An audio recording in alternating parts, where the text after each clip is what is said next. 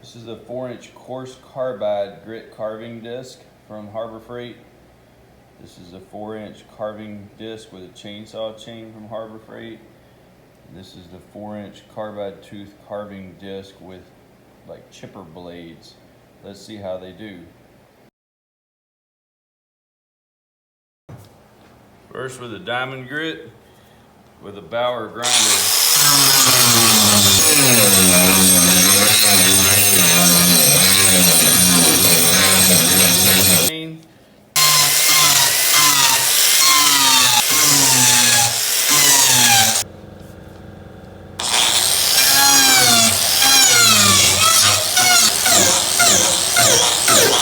By far the hardest to control side to side.